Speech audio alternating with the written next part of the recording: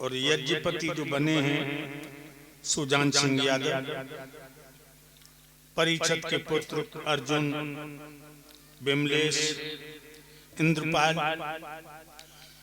इन लोगों ने बहुत ही श्रद्धा के साथ यहाँ 7 दिन के लिए ज्ञान की गंगा बहाई है, जिसमें आप जैसी पंचभौतिक शरीर में अवतत पुण्य आत्माओं ने पदार्पण किया।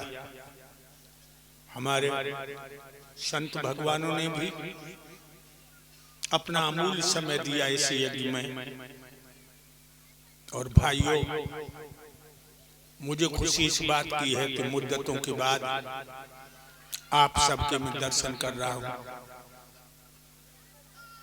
क्षेत्र बड़ा लंबा हो गया, उत्तर प्रदेश, मध्य प्रदेश, हरियाणा, राजस्थान, गुजरात तक की कथाएं पास आई और कहने के लिए उद्यत हुए हम, लेकिन जज क्षेत्र में बहुत कम हम आ पाए आप सबके दर्शन करने। सभी आप हमारे रिश्तेदार हैं और मैं आत्मा से सबको नमस्कार करता हूँ। भाइयों, ये शरीर है, मानव का शरीर जो भगवान ने दो है, ये थोड़े पुण्य से नहीं मिलो, बहुत बड़े पुण्य थे हमारे आपके, तब इस शरीर दिया। लेकिन इसलिए नहीं दिया कि औरत अच्छी आ गई, औलाद हो गई, दौलत हो गई, शोहरत हो गई। जब तक तुम प्रभु के चरणों में अपने को समर्पित करके धर्म धन नहीं कमाओगे, तब तक ये जो औरत, औलाद, परिवार, दौलत, रिश्तेदार सब मिथ्या है। सच्चा आनंद तो ये है कि सब कुछ होते हुए अपने प्राणों के प्राण परमात्मा की तरफ बढ़ते रहिए। और केवल राम राम कहने से आत्मा का कल्याण नहीं है। मैंने कल बताया था शायद कि हरि भज साफन जीवना पर स्वार्थ है समाई, दादू मरनो बां भलो जहां पशपक्षी खाए। जीवन सफल इसी में है कि भगवान को भजन करें और जब शरीर के जितना दूसरों को सुख दे पाओ, समझो लो, दूसरों को सुख दे जब शरीर से, पर स्वार्थ में शरीर को लगा, तो मेरे कहने का मतलब है कि दादू दावा दूर कर, दिन दावा दिन काट। दादू दावा दूर कर, बिन दावा दिन काट। जन कितने सौदा करिए ये पंसारी की हाट, जन कितने आयो कितने चले गए। इसलिए दावा न करो। अपने लड़के को एसपी बनाऊंगा, अपने लड़के को थानेदार बनाऊंगा, तुम्हें क्या पता है? ये दावा बेकार का। दादू दावा दूर कर, बिन दावा दिन काट। जन कितने सौदा करिए जब पंसारी की हाट। कुछ नहीं, जो हो रहा है अच्छा हो रहा है, होगा अच्छा होगा, हो चुका वो भी अच्छा होगा। परमपिता परमात्मा की तरफ जब तुम बढ़ोगे तो तुम्हारे सारे अभीष्ट कार्य सिद्ध होंगे।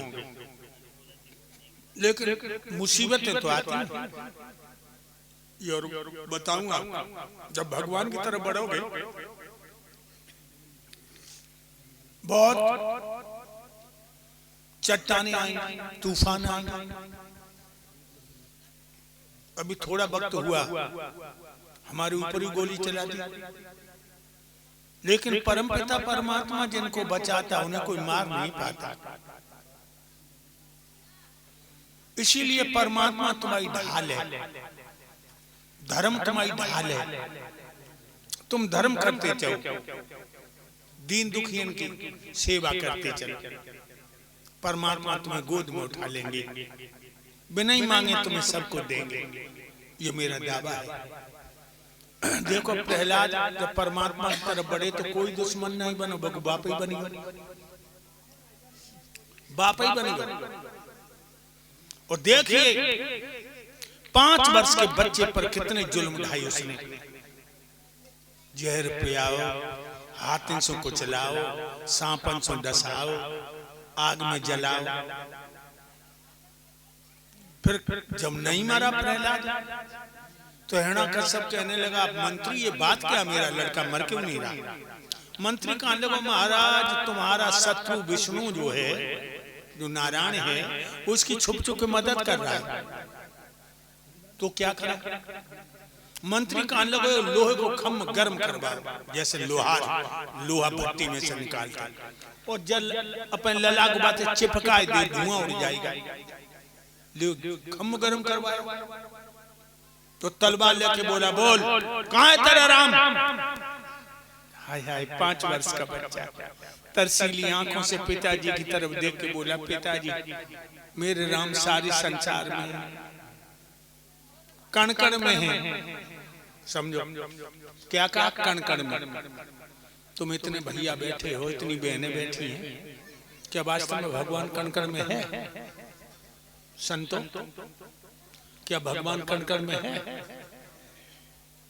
नहीं है। संतों, भगवान कण कण में नहीं है। भगवान कण कण में नहीं है, कण कण भगवान में है। मेरी बात को थोड़ा गहराई से समझो। कण कण में भगवान नहीं है, कण कण भगवान में है। अगर मछली जकान लगे समुद्र मेरे में है तो कितनी बड़ी बेवकूफ है। मछली में समुद्र नहीं है, समुद्र में मछली है। कण कण में भगवान नहीं है, कण कण भगवान। ध्यान रखिए। आज हिरण्यकश्यप को नरसिंह रूप धारण करके प्रभु ने मार डाला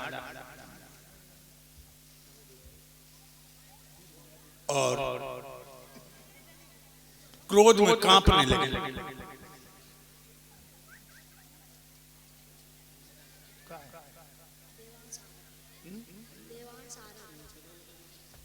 बोल दिया करो तुम लोग।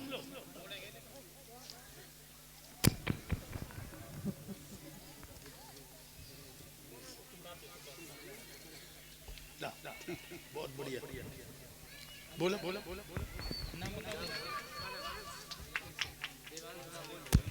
ये श्रीमान अर्जुन के पुत्र हैं, जो अनारसी के नाती देवांश यादव परम श्रद्धेय गुरुदेव जी के गले में एक पीताम्बर पहना के सम्मान करते हैं। कुछ मुद्राओं सम्मान किया है। समस्त स्टाफ को पीताम्बर पहना के सम्मान करता है। भगवान सतगुरु भगवान की आंखों से ज्वालामुखी फट रही है, इतने क्रोध में हैं। देवताओं की तरफ बढ़ते हैं तो देवता भयभीत होकर कांपने लगते हैं। देवताओं ने प्रहलाद से कहा, प्रहलाद प्रभु के क्रोध को शांत करो, तुम बढ़ो। प्रहलाद आगे बढ़े और बोले, निजानंद रूपम शिवोहम शिवोहम निराकार निर्मलम शिवोहम शिवोहम। लेकिन गुस्सा शांत नहीं। देवता कहने लगे, अब क्या करे? भक्तों पे ना समझ रहे हैं। एक देवता कहने लगा, मैया लक्ष्मी आ जाए, मैया लक्ष्मी आ जाए तो प्रभु को क्रोध शांत हो जाए। और जब बात बिल्कुल सही है लोगों, पति कितनों गुस्सा हो, कितनों गुस्सा हो, और पत्नी ने मुस्कुरा के 2 बातें करते, अरे दैया डालडा हो जा। पत्नी ने मुस्कुरा के 2 बातें करते, डालडा हो जा।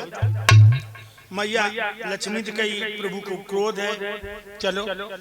मैया लक्ष्मी बड़े घमंड में चली, लचक लचक के चली, मचक मचक के चली, और नरसिंह भगवान के सामने आके इतनी कह पाई, स्वामी, एकदम शेर की तरह दहाड़े, और मैया लक्ष्मी लौट की भागी। पीछे देखती जाए, भाजती जाए, देखती जाए, भाजती जाए, दोनों क्षीर सागर में आई, 3 पटके लगी। अब क्या होगा? अब तो लक्ष्मी फेल। कैलाश पर्वत पे भगवान भूतनाथ बोले, बाबा वीरभद्र से बोले, वीरभद्र, हाँ प्रभु। विष्णु से जाके कह दो, जब हिरण्यकश्यप मर गया तो और नौटंकी क्यों कर रहे हैं? क्षीर सागर में जहां लक्ष्मी बैठी रो रही है, वीरभद्र चला और सामने आकर के बोला, विष्णु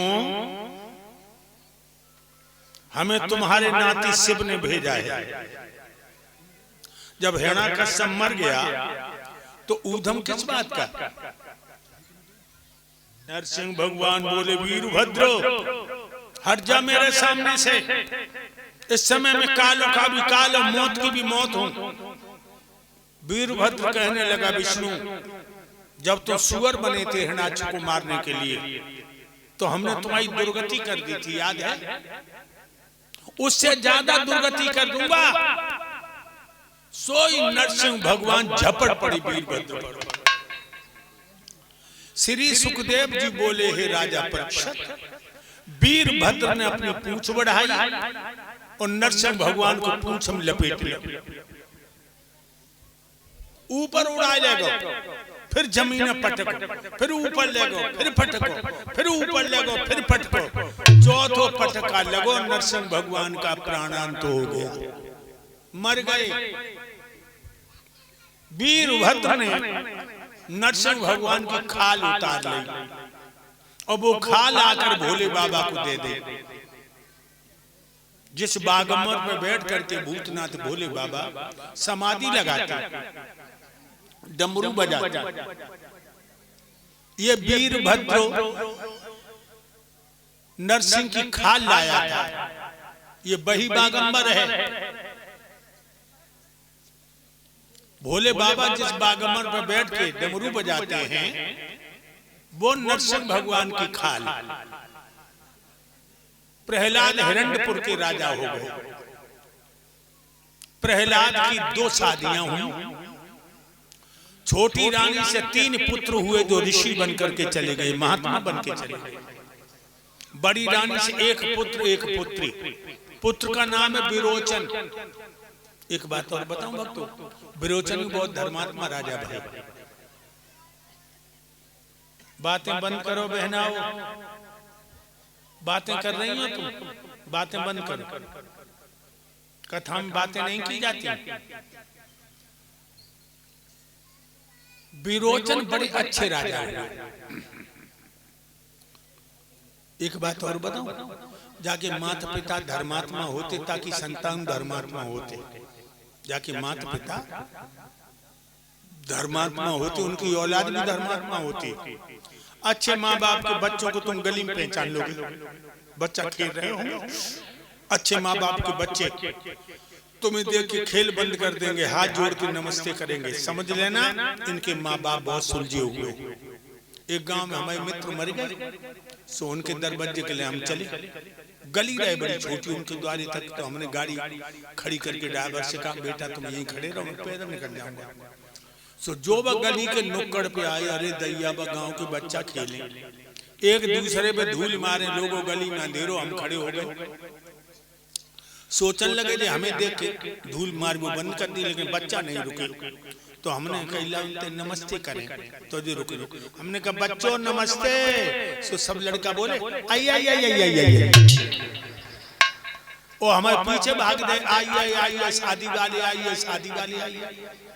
हमें शादी वालों बताने लगा। तो ध्यान रखना, अच्छे माँ बाप के बच्चे गली में पहचान लोगे। विरोचन बहुत धर्मात्मा थे। एक दिन इंद्र ने इनकी परीक्षा ली। इंद्र ने बनाए बूढ़ो ब्राह्मण बनिए, आंखें ठसिए, गाल पे चकिए, मुंह पोपलो, बाल सन की तरह सफेद, कमर टूट की कमान, वो कांपत भाव। इंद्र बोला ए राजा विरोचन, मुझे असमय में बुढ़ापे ने घेर लिया। मेरी ब्राह्मणी जवान है, वो हमें छोड़ के भाग जाएगी। तू अपना जौवन हमें दे दे, मेरा बुढ़ापा ले ले। विरोचन ने अपना जौवन दे दिया, इंद्र को बुढ़ापा ले लिया। सो इंद्र प्रकट हो गए, कहने लगे धन्य हो विरोचन, तुम्हारे पिता प्रहलाद जैसे थे, तुम वैसे हुए। लेकिन ये विरोचन 13वां देवासुर संग्राम हुआ, देवासुर संग्राम 13वां, उसमें मारे गए।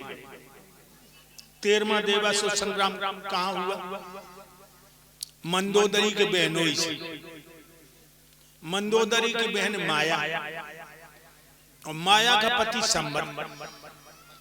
जब संबर से युद्ध हुआ, जिसमें इंद्र, वरुण, कुबेर, सूर्य, देवराज इंद्र के साथ में राजा दशरथ अपनी प्राण प्यारी कैकेयी को साथ लेकर के लड़े।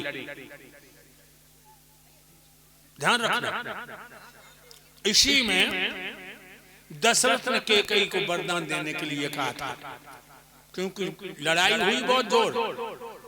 27 बाण संबर ने दशरथ के बदन में ठांस दिए। रथ हाँकने वाला साथी मार डाला।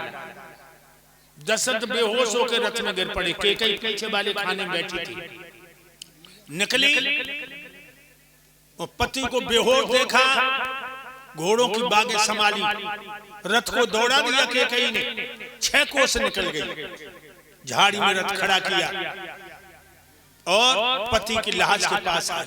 27 बाण लगे। बाण खींचा और मुंह लगा करके घाव चूस लो, कुल्ला कर दो। घाव चूसे कुल्ला करे, घाव चूसे को 27 घाव चूस लिए कैकेयी ने। सोई दशरथ ने आंखें खोल दी, कहा देवी वरदान मांग लो। कैकेयी बोली हमारे 2 वरदान उधार हैं। ध्यान रखिए लोग,